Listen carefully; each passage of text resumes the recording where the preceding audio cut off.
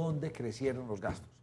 Más nómina, más personal, sabemos que hay un nuevo ministerio la creación que se del traiga. ministerio. Esa es una Explíquenos buena- dónde, usted que conoce bien el Estado por dentro. Esa es una buena pregunta, que entre otras además, eso es a pesar de que la ejecución ha sido mala, la ejecución de la Sí, inversión. eso va por otro Si camino. hubiera sido buena, el gasto y la inversión pública hubieran crecido al 40% y los ingresos tributarios al 4%.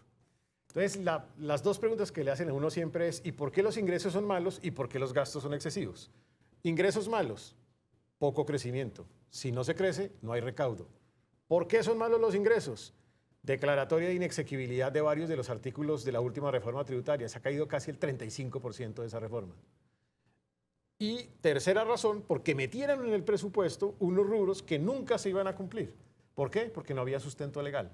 Se llamaba arbitramiento de litigios. Se perdieron 15 billones de pesos. Entonces, por eso los ingresos no crecen mucho. ¿Por qué crecen en exceso los gastos?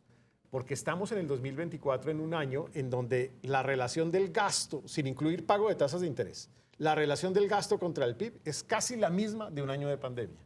¿En qué estamos excediéndonos? En los gastos burocráticos, nos estamos excediendo en algunas inversiones de transferencias monetarias. Todas esas transferencias de los jóvenes para la paz y ese tipo de transferencias monetarias son muy costosas, muy costosas. Las propias reformas implican costos adicionales.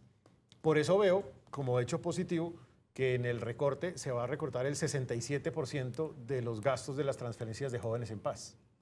Qué bueno, porque es que nadie entiende por qué le dan plata a una persona que sale del delito. Deberían darle plata al que emprenda, al que haga algo productivo, al joven que efectivamente esté transformando productivamente el país. Y esto no todo al eso que venga usted la está diciendo violencia. se convierte en billones de pesos. Todos esos billones de pesos. Entonces, todos esos billones de pesos y es dinero que tiene que salir de algún lado. Pero es que está desequilibrado. Ingresos al 4, gastos al 22. Solucióneme ese equilibrio.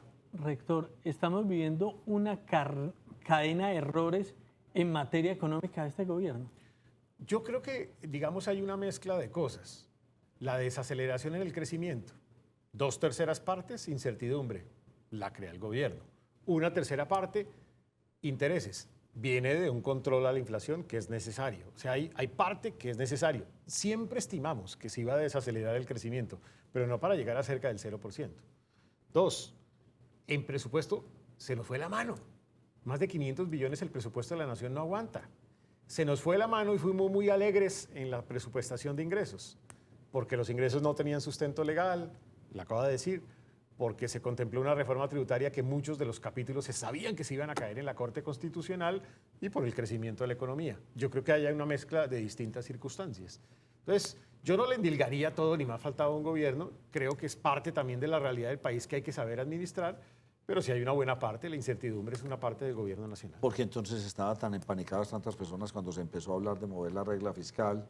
En últimas Claro, terminamos porque- pidiendo 17.000 millones de dólares o algo así fue lo Sí, que se sí. pidió, pero creo que autorizó el gobierno. tienen una predestinación exclusiva para pagar otros créditos. O sea, Prioritariamente pido es para pagar o sea, créditos. pido saco un avance esta tarjeta de crédito para pagar esta otra o eso Sí, está sí, mal pero visto. eso siempre ha sido en el país. ¿Ah, sí? Sí, sí, Colombia siempre funciona sobre la base de que su endeudamiento hace rollover, se llaman los técnicos financieros. Entonces usted va moviendo la deuda hacia adelante y va pagando deuda con deuda anterior, a menos que tenga déficits primarios.